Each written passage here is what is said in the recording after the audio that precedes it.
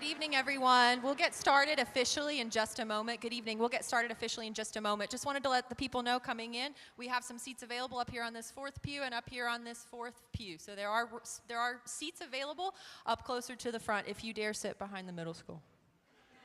We'll get started in just a minute.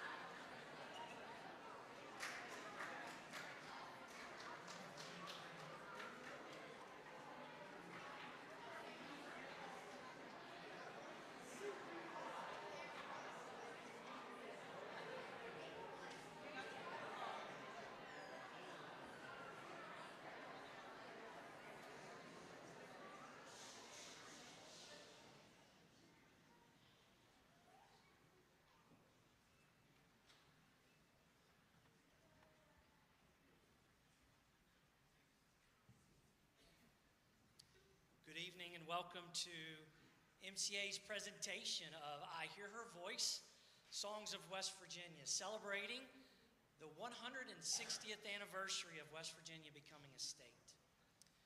We ask that you please silence all cell phones and be respectful listeners to the performers this evening as they have worked very hard to make this program happen. I wanted to alert you to something that will be in the lobby after the program. There will be homemade pepperonis for sale. Of course, that's the West Virginia state food. And all the funds that are raised from this will go towards the high school's choir's trip that is being planned to New York in the spring of next year. Wanted to give a special thanks to Brenda Webb for her taking the time to make all of those for us and to make those available for sale so that we can raise some funds for that trip. We just ask that once you buy them, that you just wait to open them until you eat those later. So as we get started, some here at our school are residents of Virginia, while others, along with our supporting churches and our school, are actually in West Virginia. But tonight, what we want to do is celebrate the shared history of the culture of this area.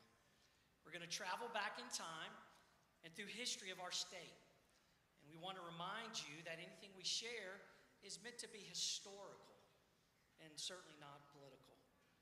Our goal is never to appropriate the different cultures and stories represented, but rather to appreciate them. So with that, we go back to these hills and these woods as they were 100 years ago, when indigenous people had entire societies, settlements, and cultures throughout the Americas. Many Native American tribes passed through these hills. And what you are about to hear is a Cherokee hymn entitled "One Drop of Blood." The translation being this: "What will we do for you, Jesus, our ruler? There our works are yours. You are our ruler." Ladies and gentlemen, I Hear Her Voice, Songs of West Virginia.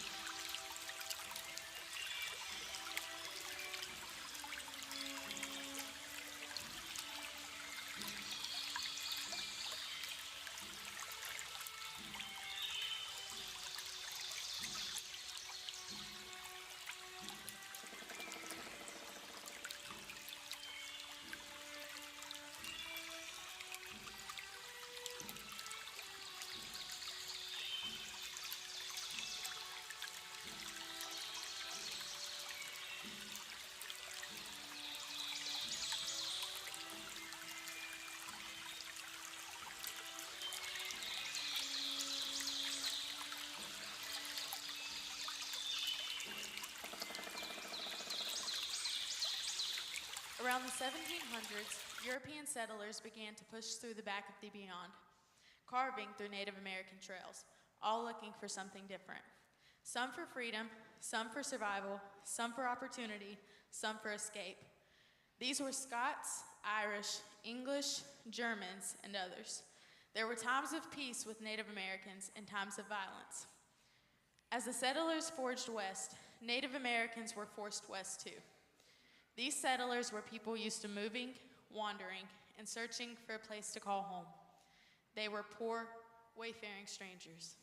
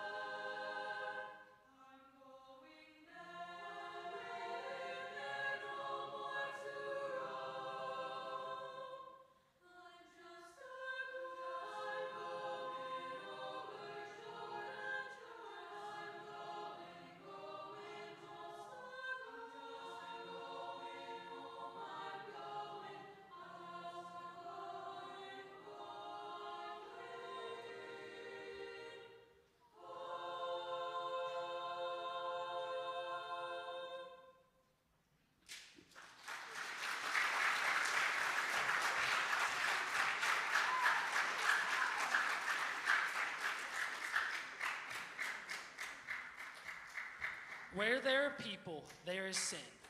Many Native Americans had slaves, and with the settlers also came slavery. One of the things that divided the area was that Eastern Virginia was agricultural and relied on slave labor, whereas Western Virginia was too mountainous for agriculture, so slave holding was not as common. However, the local New River was used to transport over 40,000 people through these local counties to be enslaved elsewhere. Later, portions of the New River were also used on the Underground Railroad, helping people escape to slavery. People in slavery would often use songs as coded messages, and the following song is one that had a double meaning. It speaks of the biblical passages such as God moving the water, but it was also used as a signal to say it was time to wade in the water, as it was a way to escape the bloodhounds and trackers and go on their way north to freedom.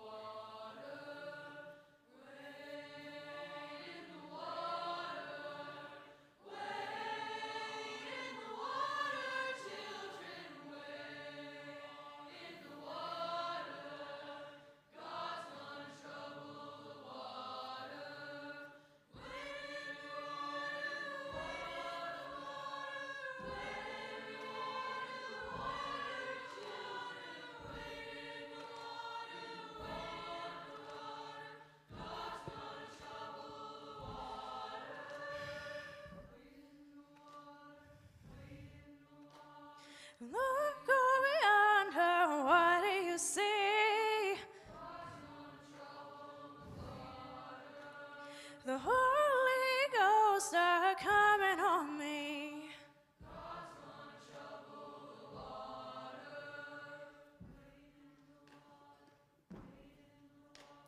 If you don't believe I've been redeemed, just follow me down to the Jordan stream.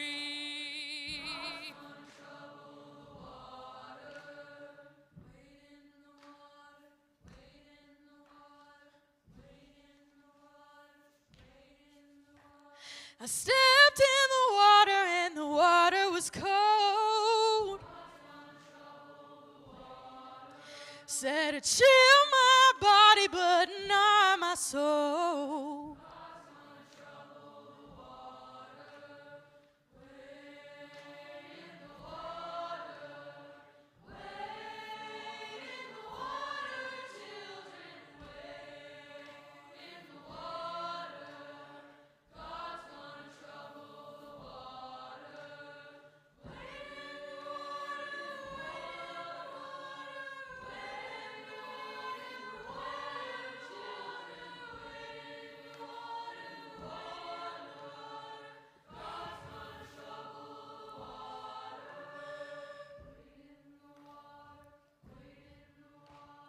See that host all dressed in red. It must be the band that Moses led.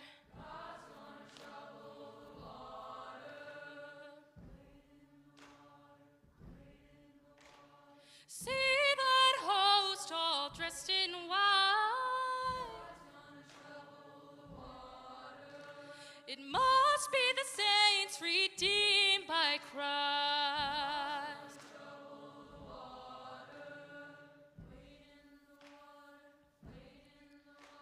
See that host all dressed in blue.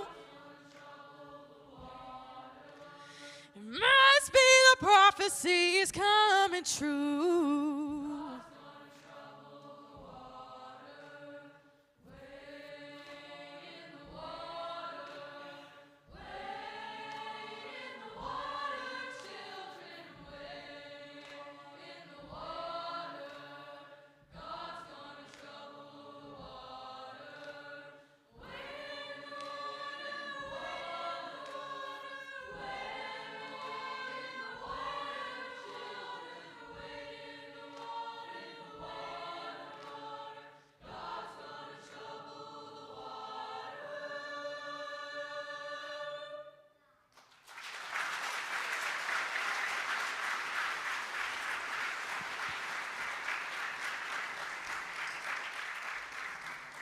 The Second Great Awakening broke out in camp meetings and communities throughout the nation, God's way of preparing a people for the war that was to come.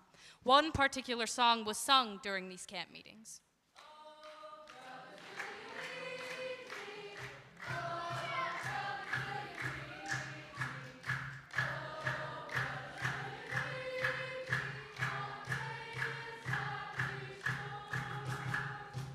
Amidst the awakening, the abolitionists' cry for freedom and the South's cry for secession grew louder and louder. Tensions rose all across the eastern United States over the issue of slavery, and things soon became bloody in what is now Harper's Ferry, West Virginia.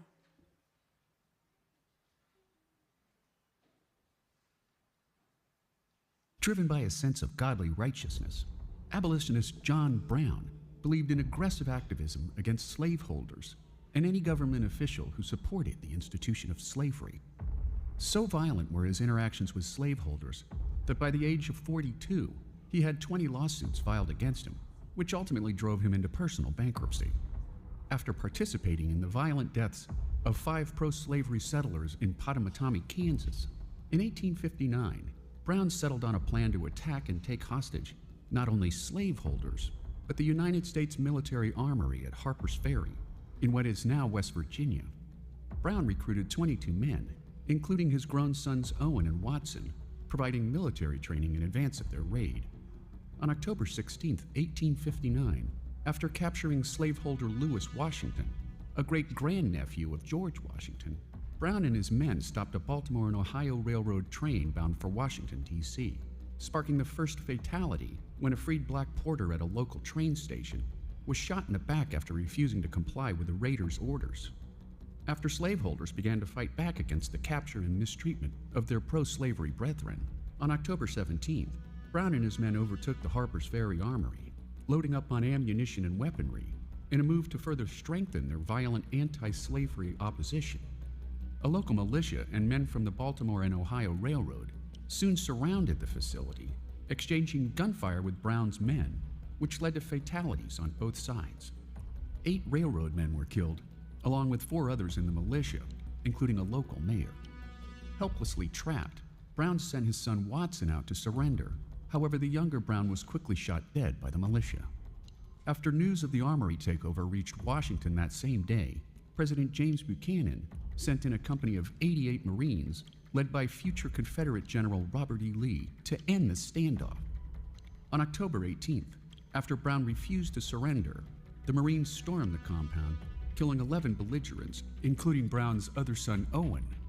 After freeing the hostages, Brown was sent to nearby Charlestown, where he was imprisoned and later found guilty of treason against the Commonwealth of Virginia.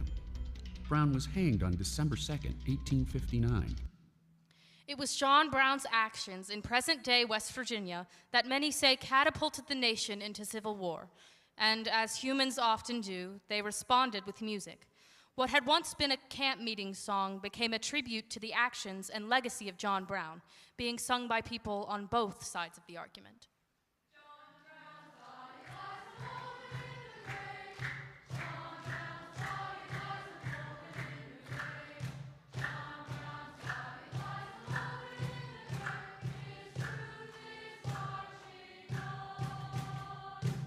Soon, there was an all-out war between North and South, with the mountains of Western Virginia being caught in the middle.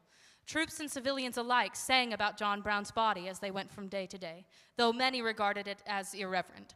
Someone suggested to the poet Julia Ward Howe that she write more patriotic words for the popular tune. And in the gray dawn of the next day, she penned the words to the battle hymn of the Republic. As Virginia left the United States to join the Confederacy, the song became a sign of encouragement to those in Western Virginia who did not want to split from the country.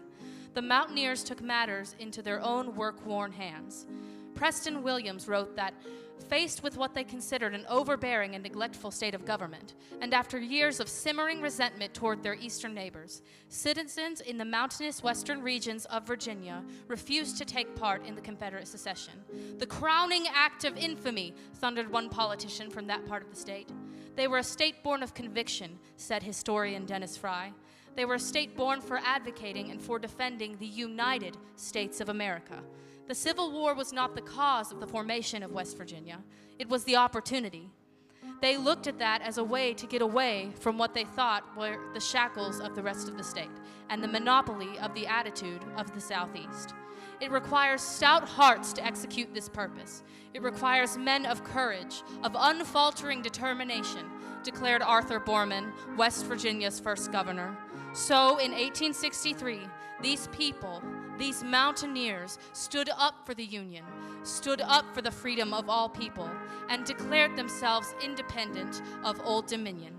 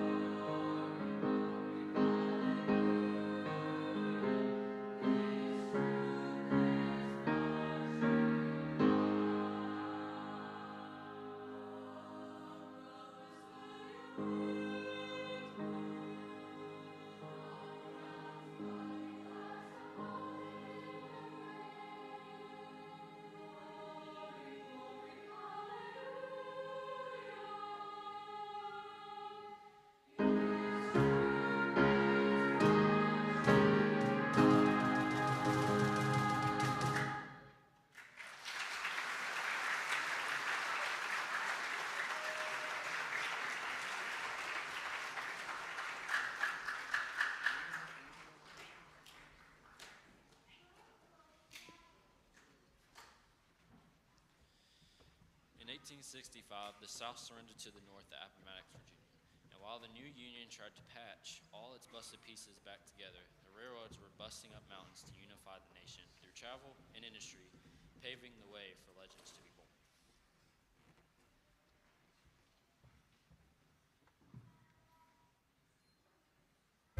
Most of us know. And nowadays we have superheroes. Batman, Spider-Man, characters who similarly are human, but a little bit better than other humans. All these stories let us talk about the possibilities of human endurance and human capability. How far can we push ourselves? How much faster and stronger can we be? Talcott, West Virginia. Here at the foot of the Allegheny Mountains lies a decommissioned railroad tunnel known as the Great Bend Tunnel. According to folklore, this was the site of a famous legend from the 1870s about a superhuman railroad worker named John Henry. The legend is that John Henry was 6'6", 280 pounds, muscular, solid, glistening. You could see him half a mile away. The legend has it that he was born in enslavement, and he had all these goals for his family coming out of enslavement. And he says, I want a good job, I want to provide for my family. And he saw the Casino Railroad laying track. And John Henry shows up and says, I'm your guy. The fable has it that any man who signed up to work would get 50 acres of land if they completed the railroad. Then sometimes this railroad had to be completed through a mountain. And so John Henry not simply laid the railroad track, but he had to drive a stake into the rock, which creates enough space to then load dynamite. John Henry was the best steel driver. And then here comes a man with a steam drill. The legend speaks of this race taking place between John Henry and the machine. As the story goes, there was a competition between John Henry and the machine to see which of them could drill farthest into the side of the mountain in a single day. During the contest, the strength of John Henry was reportedly so powerful that the blows from his twin sledgehammers shook the mountain itself. The story is that the steam drill only went 9 feet, John Henry went 14. And so John Henry is superhuman and more supreme than the machine. John Henry beats the machine in this competition, but he passes away. He dies of a heart attack. He dies from overexertion. And what we have here is John Henry begins to symbolize this overpowering physique of a muscle man and the ability to achieve in the face of extreme odds.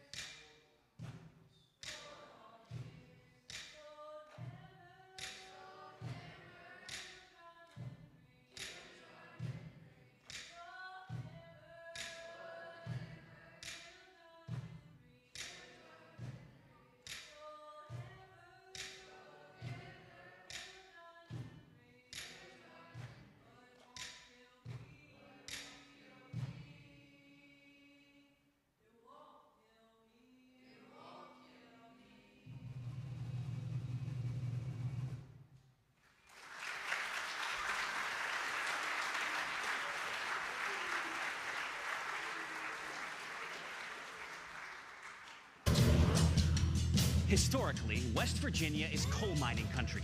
After the railroad companies started carving routes through the Appalachian Mountains, coal mining really took off here between 1880 and 1900. New communities popped up throughout the region virtually overnight as immigrants from Europe and African Americans from the South poured into West Virginia for jobs and better lives for their families. These beautiful rolling hills are filled with old mining towns.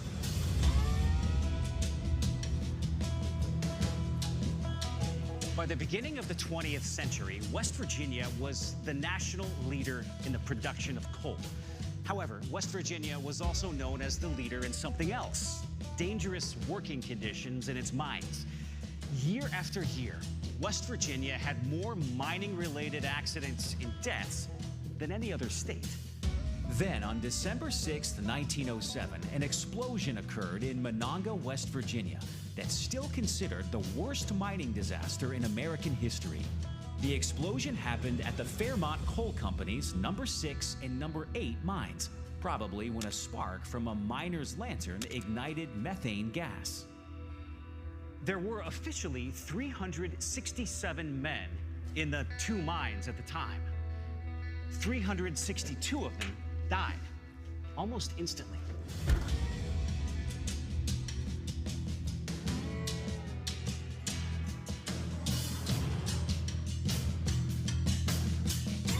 This is a monument to the Monongah mining disaster of 1907. The terrible tragedy was one of the final events leading to the creation of the United States Bureau of Mines, a government oversight agency with the mission to inspect mines, train crews, provide rescue services, and investigate disasters. It was considered a major safety initiative for coal miners in the entire mining industry.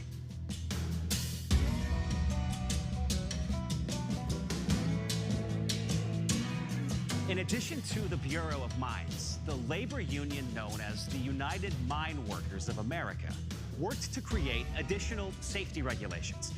As a result, the following decade saw a steady decline in mining-related accidents here in West Virginia and the rest of America. West Virginia coal was a big part of the Industrial Revolution. It was primarily used to power steam engines, heat buildings, and generate electricity.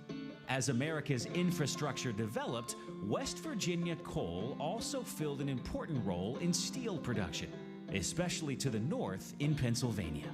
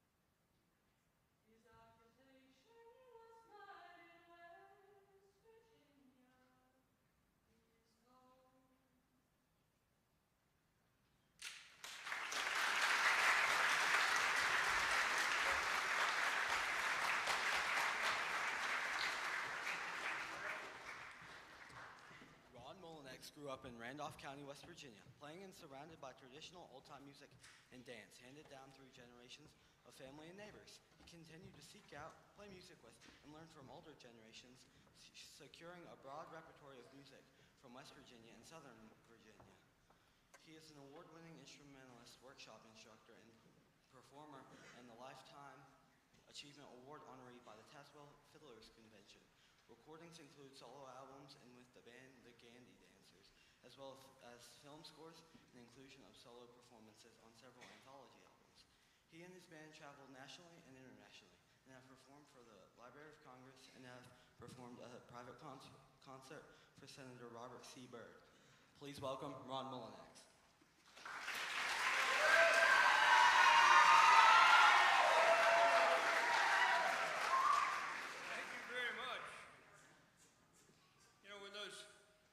Settlers came from England and Scotland and north of Ireland. They brought the violin, or what they called, and we still call the fiddle, with them.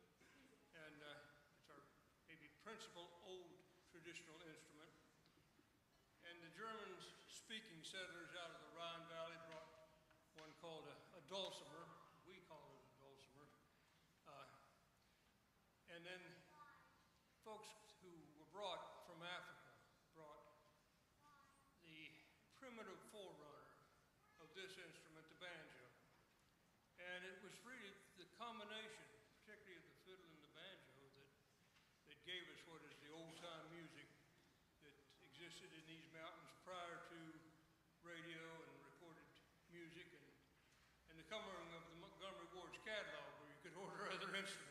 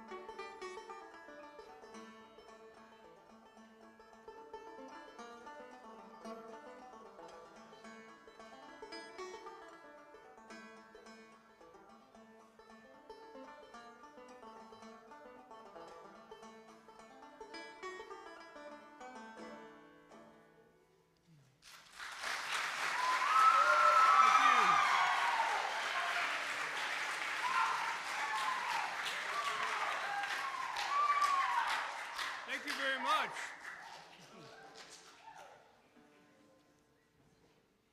I learned that tune from a man who lived not very far from here. He had was born in the 1890s, and I learned that tune knew him about 50 years ago. And that's one and this one that I have to change the tuning of the instrument just a little.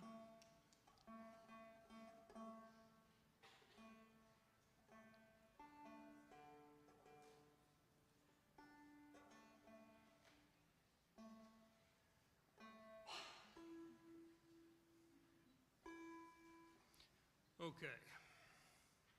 And he played the banjo and the fiddle, and he sang in a high, clear voice, and sang a lot of different songs. This was one of my favorites that he sang, called Elkhorn Ridge.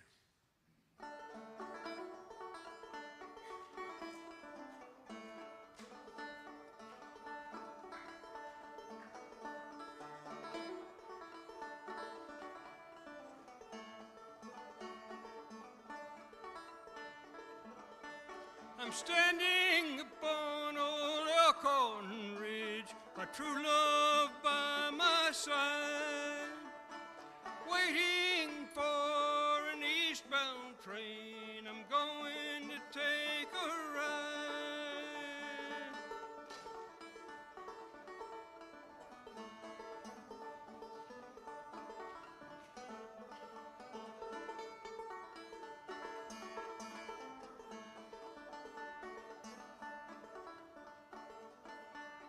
I'm working on the county road at $1 and a dime. Give that dollar to my true love, and this old dime is mine.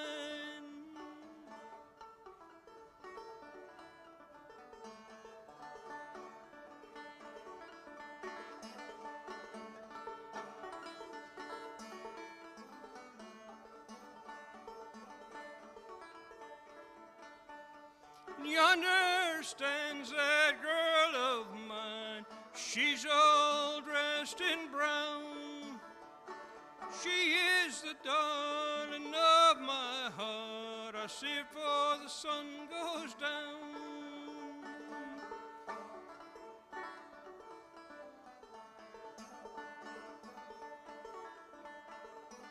Now I'm standing upon old Elkhorn Ridge, my true love by my side, waiting for an eastbound train. I'm going to take a ride.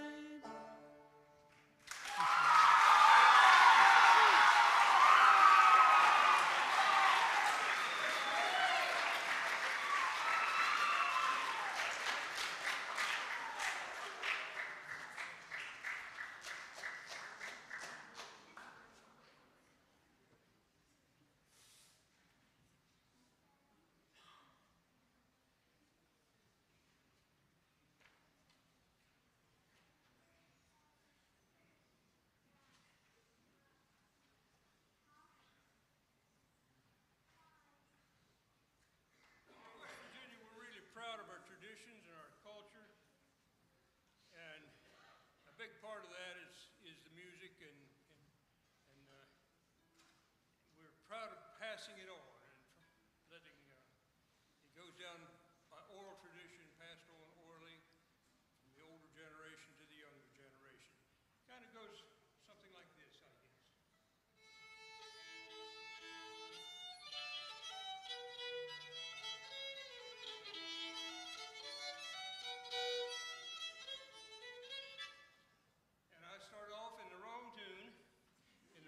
Tuning, so I'm a little nervous in front of all you folks.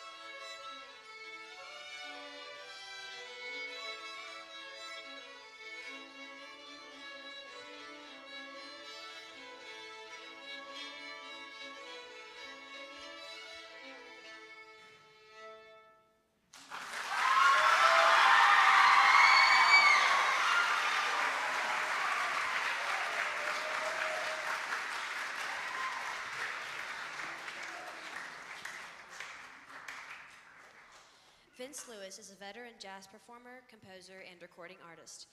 He's been a headliner on jazz festivals with David Brubeck, B.B. King, Ellis Marsalis, and many more. Vince has been a featured performer in concert at the Kennedy Center in Washington, D.C., as well as 2 performances at the Smithsonian Institute. He has also served as staff guitarist at the Ritz-Carlton Resort and at the Greenbrier Resort. Vince has been noted as one of the lead active jazz artists in the jazz guitar category each year since 2002 by Jazz Improv magazine and has recorded over 20 albums. He is currently in the Wings category and has been notified of his induction into the West Virginia Music Hall of Fame.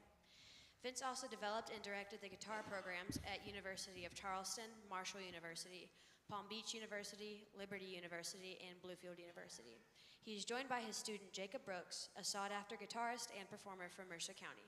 Please welcome to the stage Vince Lewis and Jacob Brooks. Today we take a look at Maceo Pinkard. He wrote songs for American legends, and those songs are so much a part of our lives that it's hard to believe there was a day when they didn't exist. Maceo Pinkard was born in Bluefield, West Virginia in 1897 to a school-teaching mother and a coal mining father. He graduated from the Bluefield Colored Institute, now Bluefield State University, in 1913 and immediately began touring with an orchestra. Pinkard arrived in New York in 1917, where he became the first African American to form his own publishing company, while working with other publishers as a songwriter. He became a pivotal figure in the Harlem Renaissance, and his songs were recorded by such legendary artists as Billie Holiday, Ethel Waters, the Mills Brothers, and Sarah Vaughan, just to name a few.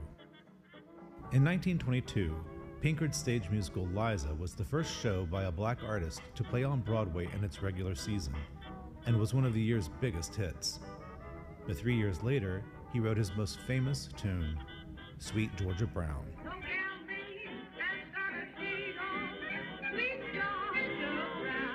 An instant hit for Ben Burney and his orchestra, it has been recorded by countless artists. The song has been used in movies from Some Like It Hot to The Fabulous Baker Boys, but is most famous as the theme song for the Harlem Globetrotters.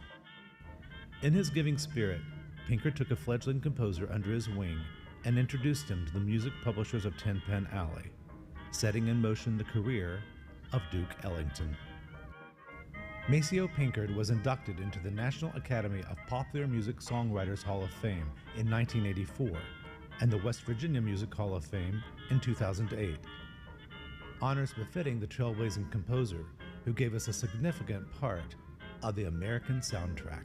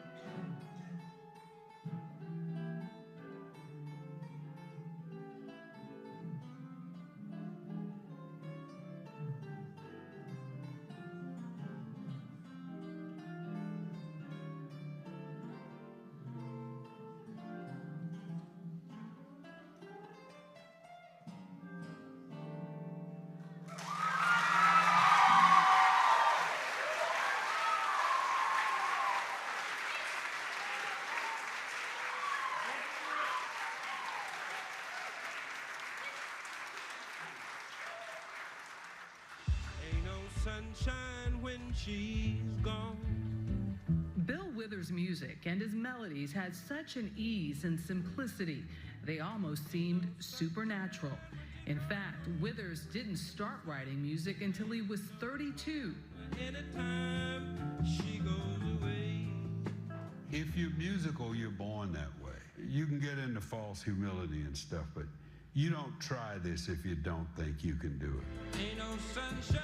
His first single, Ain't No Sunshine, hit number 3 on the charts. Lean on me. Withers' follow-up record, Lean on Me, went to number 1. I'll be your friend. All you want to do is use me. Over the next 15 years, Withers strung together a lifetime's worth of hits. Then in 1985, Withers recorded his last album and did not sing in public for 25 years. He spoke to Anthony Mason for CBS This Morning Saturday in 2015, just before being honored at Carnegie Hall. It's a tribute to you. Yes. How do you feel about that? Well, it's like a pre-obituary. Withers' family says he died Monday at age 81 from heart complications. Growing up in Slab Fork, West Virginia, Withers was a small boy who overcame a stutter. He joined the Navy and worked as an aircraft mechanic. And for a magical decade and a half, his voice gave us a gift to enjoy long after he's gone. You just call on me, brother, when you need a hand. Whatever I am, I'm satisfied that I was at least valid. I wanted to write some songs that were reasonably profound, and I think I did that. We all need somebody to lean on, lean on me.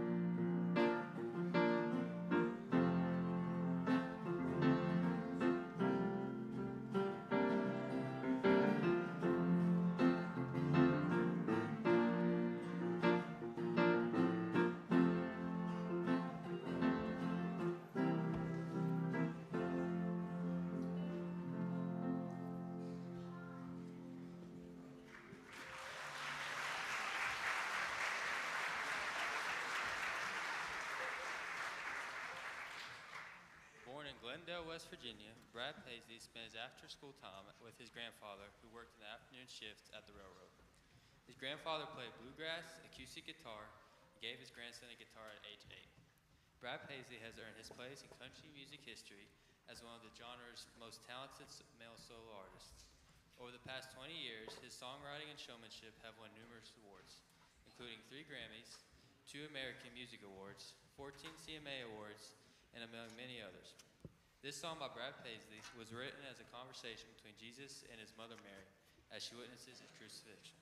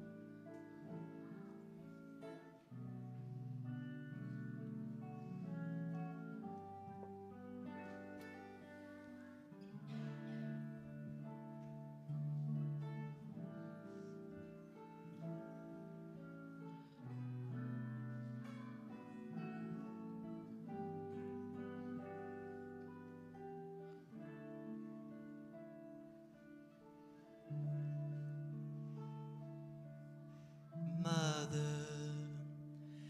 do not cry for me.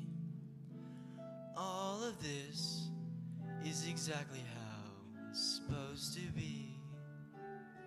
I'm right here. Can you hear my voice? My life, my love, my Lord, my baby boy.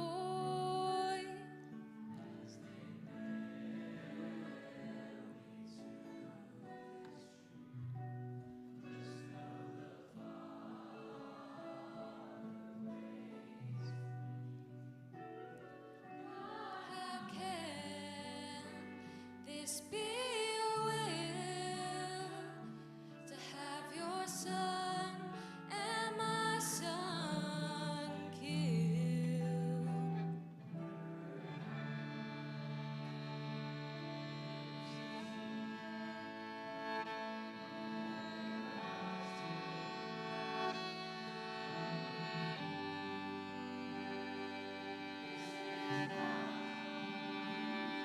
It's not the end. I am making all things new again.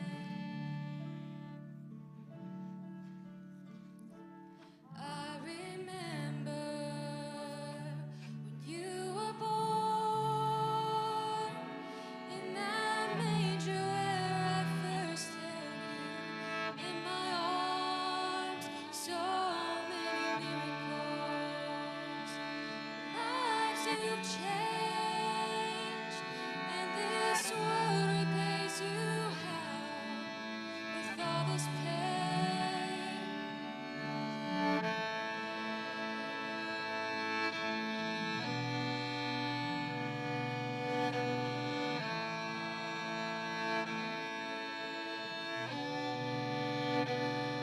How can this be your will to have your son and my son killed? Whatever happened, I don't wanna see lies tell you has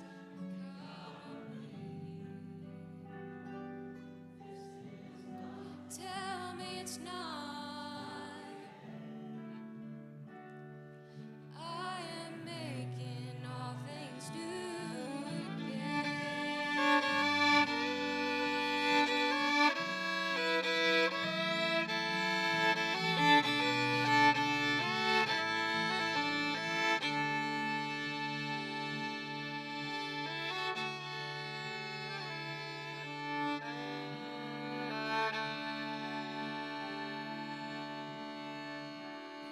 Whatever happens, whatever you see,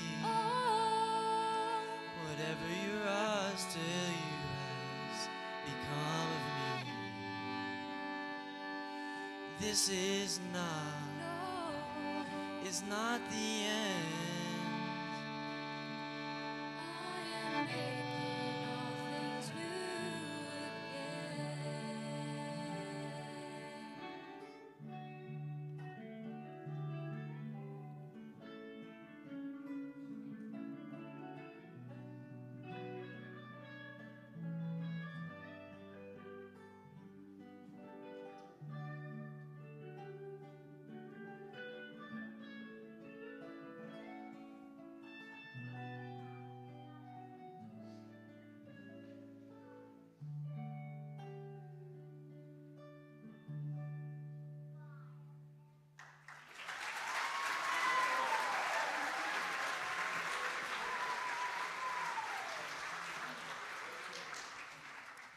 Squire Parsons was born in 1948 in Newton, West Virginia, and his father was the choir director of the local Baptist church.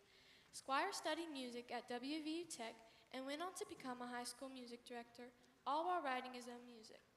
His music was performed at Billy Graham Crusades and has been recorded by the Gaithers, the Hoppers, Casting Crowns, and many more. My papa, Pastor Jim Milam, was at Glenforth Baptist Temple at a revival in the 1970s, and Squire was there with his quartet. My papa went to church with Squire, and several of them became good friends. They met up during the revival where Squire lived on a farm. Squire told my papa that he had written a song that morning, watching the sunrise, and Squire said that he was going to sing that song that night in front of the church. He sang Beulah Land that night for the first time in public.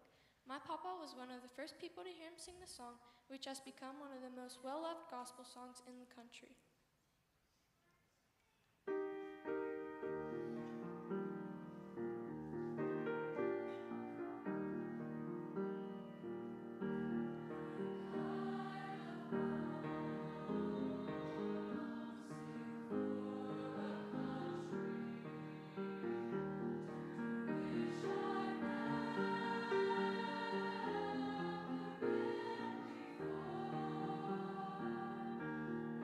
So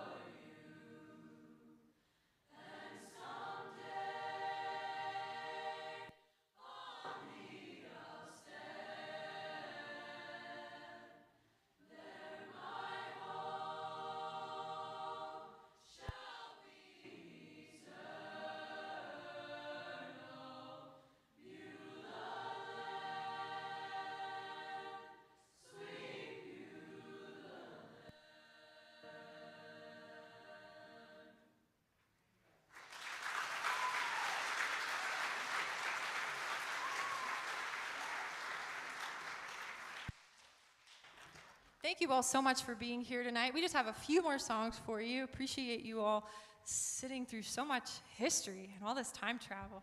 Jeff, at this time, I'm going to get you to help me with the gifts that are back there behind the piano, too. I didn't ask you that beforehand, but that's part of what an accompanist does, so.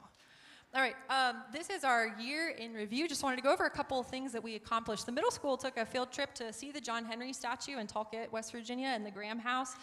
This was the first time ever that we actually had to split the middle school ensembles. We had 43 middle schoolers, which is awesome. So we were doing just boys one day a week and just girls one day a week, and they really rose to the challenge. And I love all of you guys, and I have loved working with them, and they've done a great job.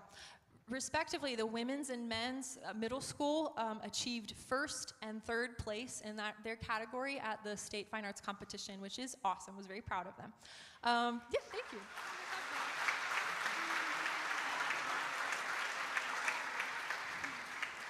The high school ensemble went to Charleston for our field trip, and we got to go to the West Virginia History Museum and the Capitol and did several things up there, and everyone was so gracious to us. It was such a great example of West Virginia hospitality, how welcoming they were to these kids and how willing they were to open up the museum on their day off and to open the trampoline park for us an hour early just so we could be up there. And again, it was just paramount of West Virginia hospitality. It was wonderful.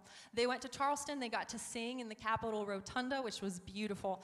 The high school participated in both JCBC and MCA services, as well as a revival at New Zion Regular Baptist Church. They received second place in their category at their state competition, which was wonderful. They have also been invited to sing in Carnegie Hall next May in New York City under Bryant Moxley, which I know some of you are going to go as well, so that's a great thing.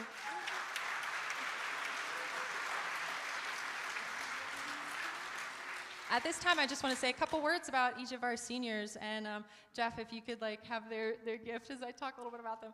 All right, so Daniel Dunn. Daniel came to me a couple years ago, and I am just so proud of how far he has come. He has really pushed himself to sing. He has a heart for the Lord, and he has a heart for ministry. And so he has felt led to explore music, which is, of course, a huge part of ministry. And I'm just so proud of him. I love him so much, and I love hearing about all the endeavors that he is into. So y'all pray for him as he graduates and goes out from here. God has so much in store for him, and I'm just so proud of you, Daniel. So Daniel, give it up for Daniel.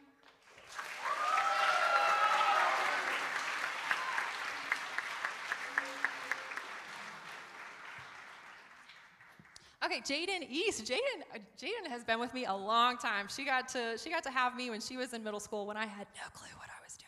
I still don't really have any clue what I'm doing, but they put up with me. Jaden has been such a constant, and I have loved having her. She stays so busy, but she has always been really faithful to everything that we do here, and I love having her and just seeing the relationships that she cultivates around her with her friends. So Jaden.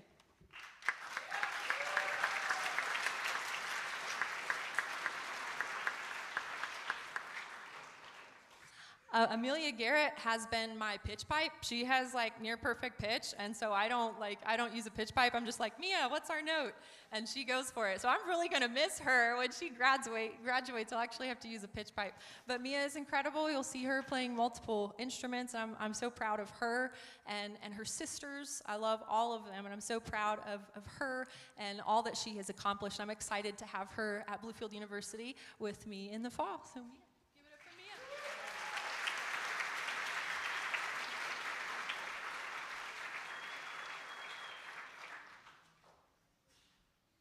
Okay, then Ellie Haynes. Ellie I've also had for a really long time since she was in middle school, and she is just such a gem. She is so sweet, and she has a once-in-a-lifetime voice. For me as a teacher, it's a voice that I feel like I only get to work with once in a lifetime, just a gorgeous voice. So plug, she has her senior vocal recital at Bluefield University, Harmon Chapel this Thursday. If anybody wants to come, it's going to be beautiful. But I'm so proud of Ellie and all that she has done. And Mia too, I should have mentioned this. Both of them went all the way up to the state honors recital for the state of West Virginia and performed there, which is a very high honor for West Virginia Music Educators Association. So I'm so proud of her, and I'm also very excited to have Ellie at Bluefield University with me in the fall. Ellie.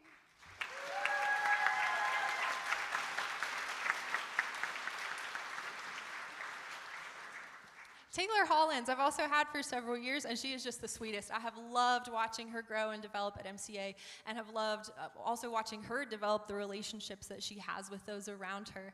And she and I enjoy doing piano together as well, so that's been a way that we have come to grow closer together. And I'm so glad that she has been with us and has come out of her shell a little bit to do choir, which is one of the things that it's great for. So Taylor, I'm so proud of her. It's Taylor Hollins.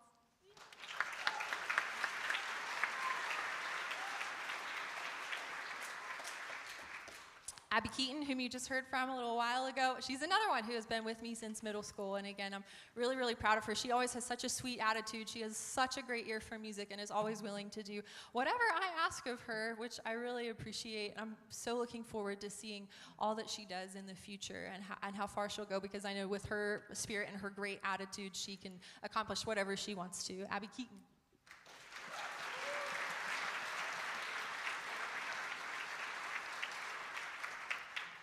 Landon Murnahan just came to me this year. And he absolutely loved this class. No, I'm really proud of him for sticking it out, and he's had a really good attitude in growing and in trying out something new for the first time ever, and I'm really proud of him. Music, I try to impart to my students that it's such an important part of life, no matter who you are, no matter what you're doing in life, no matter your age. So I'm really proud of Landon, and I'm really happy that I had him this year.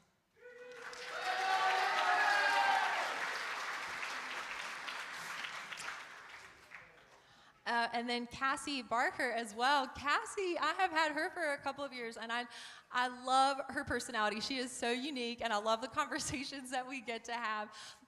She has stuck it out through thick and thin with everything that's gone on in the last several years, just in school and with choir, and she is a light, and I really, really enjoy having her. Cassie Barker.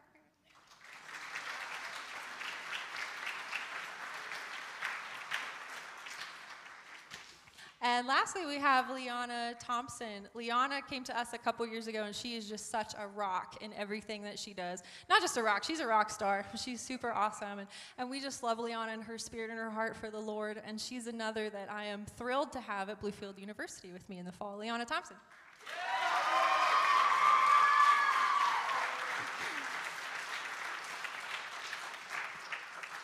Okay, Michael W. Smith, moving right along. Michael W. Smith was born in 1957 in Canova, West Virginia. As a child, he developed a love of music through his church. He learned piano at an early age and sang in his church choir, eventually becoming a household name in both Christian and mainstream music.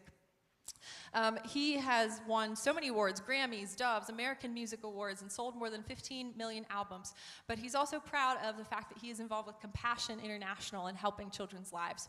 This medley that we're about to sing is worship songs featuring songs made popular by Michael W. Smith. So he did not write all of these songs, but he is one of the people responsible for making them popular. We hope that this medley will direct your attention to the reason we're all here, the source of our lives, which is Christ Jesus. In this program, we are not worshiping a place. That's not the goal, no matter how wild and wonderful it is. Rather, we worship the Waymaker who led all of us to this place, because we know that we are here for a reason, like it or not. Every place has its problems, but we, wayfaring strangers that we are, have been called to make a difference wherever we are, to worship wherever we are, to let our light so shine wherever we are.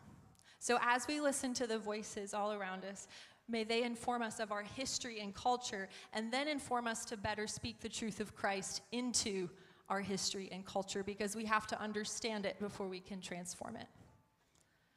We hope that you'll please join us in singing and worshiping this together. The words will be up on the screen. I'll invite you to stand at this time, and we'll sing this song together.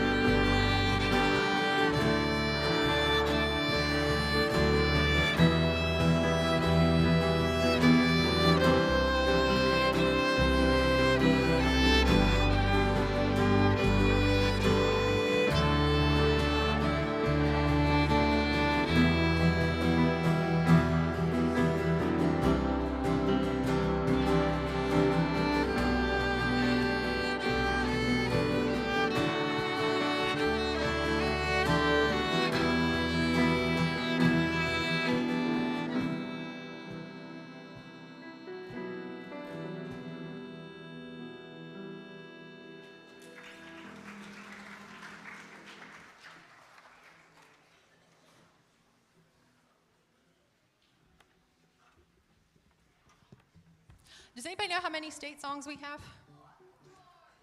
Besides my students. All right, y'all hurry and come on up here. We have 4. Y'all will recognize at least one of them, of course, that we're going to close with in just a second. We wanted to do one of our other more prominent state songs for you. If you know it, feel free to sing along. We're just going to do a small portion of the West Virginia Hills.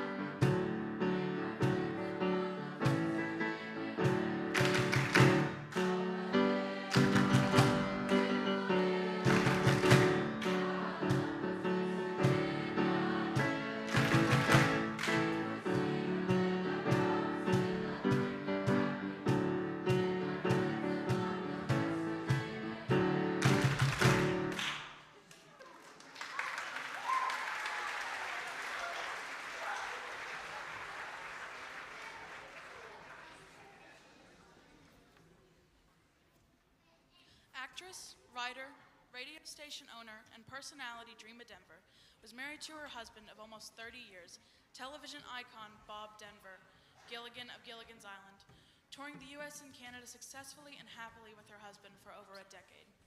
The birth of the Denver son, Colin, diagnosed with severe autism, changed everything for Bob and Dreama, who retired from show business and moved back to West Virginia to devote the next 2 decades to Colin's full-time care. During this time, the pair also founded the Denver Foundation, which honors their son and is dedicated to assisting special needs children and their families. The Denver Foundation and Little Buddy Radio, a nonprofit radio station owned and operated by the foundation, were Bob's last and most important legacies, Dreama says. His desire to give back to West Virginia was huge. He loved this area, considered himself an adopted West Virginian, and was a tireless ambassador for the state. Regardless of how important and how far-reaching his television legacy was and is, his love for our son and his desire to help other families like ours trumped even that. Since Bob's death in 2005, Dreama has discovered new passions and new directions in which to take the foundation, founding Always Free Honor Flight, West Virginia's first honor flight program, honoring West Virginia veterans with free trips to Washington, D.C. to visit memorials built to honor their service, is especially close to Dreama's heart, as is the Denver Foundation's Always Free Walk of Honor, installed and dedicated as a poignant addition to the War Memorial and Museum in Princeton. Leading the effort to have John Denver's Take Me Home Country Roads adopted successfully and unanimously as an official West Virginia state song ranks as one of the proudest days of her life, and today she is here to share about that success. Please welcome Dreama Denver.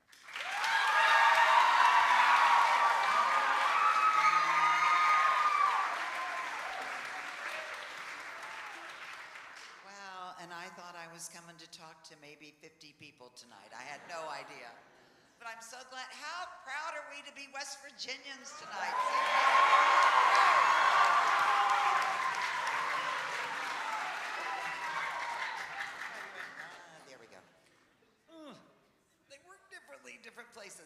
Okay, and congratulations to the class of 2023.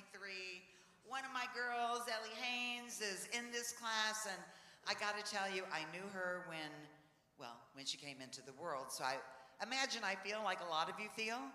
Like, how did this happen? How could they possibly be 18 and graduating from high school? But really, congratulations to all you guys. Do we remember Gilligan's Island? They still remember you, darling. That makes me feel so good, and I'm really, really happy and honored to be here tonight. And I was asked to come and talk about the adoption of Country Roads as an official West Virginia state song. How many of you were happy to hear that it was adopted? Well, you probably know that I have a radio station called Little Buddy Radio. Back in 2013, I had a morning show called Sunny Side Up. It was partly music, partly talk. And one morning I played Take Me Home Country Roads. And somebody called in and said, you know, is that a state song of West Virginia? And I went, you know, I don't think so, but I'll find out for sure, because I think it's used like a state song at mountaineering games and all that, but I don't think it actually is, right? So I checked, and of course it wasn't a state song, not officially. And I called Representative Marty Gearhart. I don't know if any of you know Marty, but Marty's over in Bluefield, represents this area of West Virginia. And I said, how do we fix this? How do we make this happen? And he said, well, I can co-author a resolution, and we can try to get it passed and see how it goes. And I was like, okay. So he co-authored a resolution. In 2013, we tried it the first time. It passed the House in West Virginia, but it did not get past the Senate. And I have to tell you, we had to wait a year to try again, and failure was not an option. There was no way we were gonna fail at this. So we waited the year. Again, it passed the House. We were very excited that that happened. But again, because we didn't want to fail, I decided to basically start a campaign where I spoke to anybody who would talk to me. Every newspaper, every radio station, every television station. On my radio show, I asked all of our listeners to call their representatives, say they wanted to see this happen. And I kind of rallied everybody, and everybody really got behind it. Well, let me tell you what happened. This was so interesting to me because after I started the effort, people started coming up to me, messaging me, Facebooking me, emailing me, stopping me on the street to tell me all the places in the world that they had had this song sung to them. Would you believe the United Arab Emirates? Would you believe Mongolia? Would you believe on the Great Wall of China? Twice I heard that. And I have my own China story. Do you guys know Landau Eugene Murphy Jr.? Okay, winner of AGT, America's Got Talent, what, about 10, 12 years ago? Okay. Landau and I have the same manager, and his name is Burke Allen. Burke and Landau went to China for Landau to make an appearance there. And while they were there, they were riding in a taxi with a Chinese taxi driver, and the taxi driver asked where they were from. And Burke said, well, we're from the United States. And Landau went, yeah, West Virginia. And the Chinese taxi driver went, almost heaven. I have had people send me videos of street musicians singing it on streets in Italy and France and England, and apparently every pub in Ireland. I think they all sing it there. And I have to tell you, every time I hear this song now, because we were successful, I guess I should add that, shouldn't I? We were successful in 2014. I wrote every West Virginia senator a letter, told them what I just told you about what people were telling me, where they had heard it, how Almost Heaven, West Virginia sheds a beautiful light on our beautiful state. And I said, this is just a no-brainer. It's used as an official song, it should be an official song. So, about 3 days before March the 7th, when it actually passed, I got a phone call, no caller ID. I usually don't answer those, but something told me to answer this one, and I did. And I hear a man's voice say, calling for Dreama Denver. And I said, you got her, this is she. And he goes, Dreama, this is Governor Tomlin. I was like, oh my God. Governor, thank you. Thank you very, what do you want? It was pretty astounding to get a call directly on your cell phone from the governor. But he wanted me to know that that Friday the vote was gonna happen and that they were inviting me and my team to be there for the vote. So we were in the Senate chambers when the vote was taken, and this time it passed unanimously. So yes.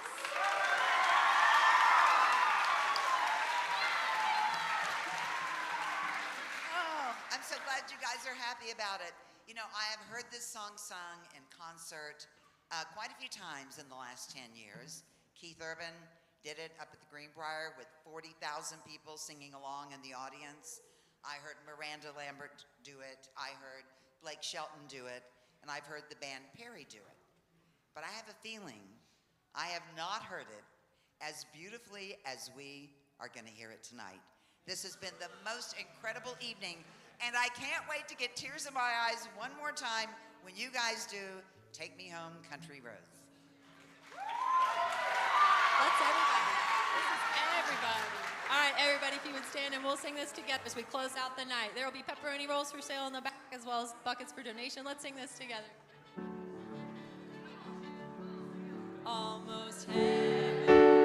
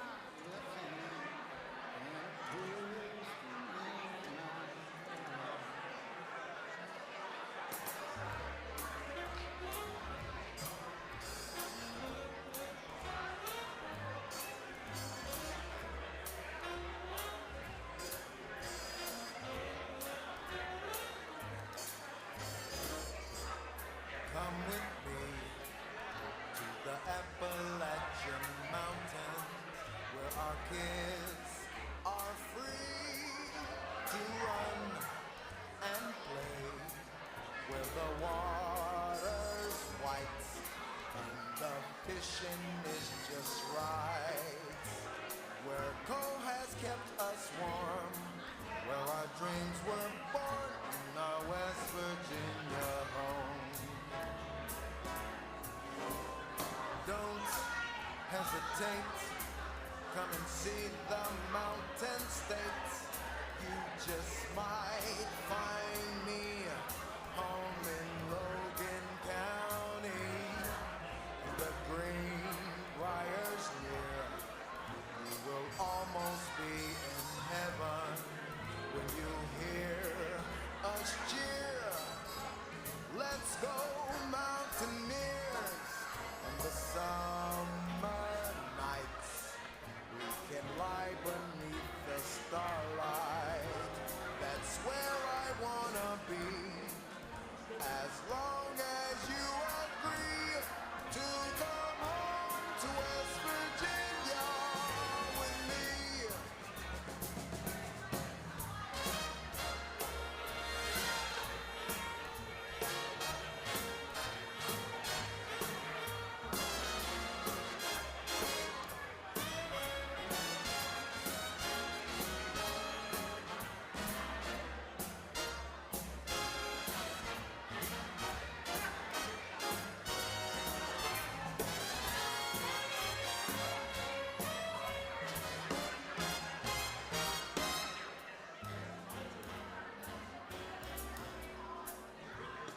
Don't hesitate, come and see the Mountain State. You just might find me home in Logan County and the Green Briars near. You will almost be in heaven when you hear us cheer. Let's go Mountaineers in the warm summer nights. We can lie beneath the starlight. That's where I wanna be. Wild, wonderful, and free. Take me home to West Virginia. We can roam,